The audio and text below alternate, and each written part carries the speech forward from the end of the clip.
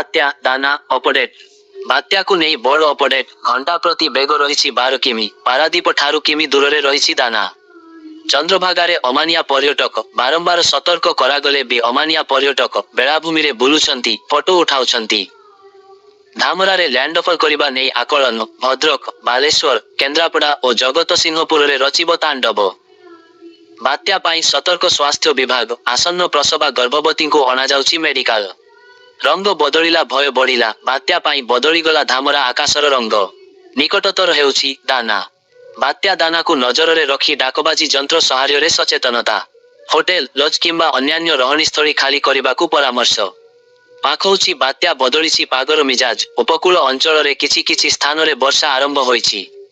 जगतसिंहपुर रे बीएनएसर धारा 163 लागू पारादीप बेलाभूमि समते नदी पठारे होईची लागू चांदबाली हुइलर द्वीप क्षेपणास्त्र घाटी डीआरडीओ वैज्ञानिक को स्थानांतर दाना पाइटी जिल्ला रे खोलिला कंट्रोल रूम समस्या थिले सरकार को फोन करी जणाई पारिबे प्रभावित अंचलवासी बात्या पूर्वरु बदली गला राजधानी रो पाग चारियाडे घोर अंधार कलाहांडिया बादल रे सजेई हेला आकाश लोके सेंटर को आसीबा परे जगिब गाँ 2 दिन पाई बंद रहिबो नंदनकानन बात्या दाना को दृष्टि रे रखी आसंता काली और 25 तारीख नंदनकानन बंद रहिबो बात्या दाना प्रभाव ओडिशा सिविल सर्विस परीक्षा स्थगित बात्या पाई घर छाड़ी रिलीफ केंद्र को चली आसिबा को लोकों को अनुरोध कले राजस्व मंत्री शुभ रात्रि।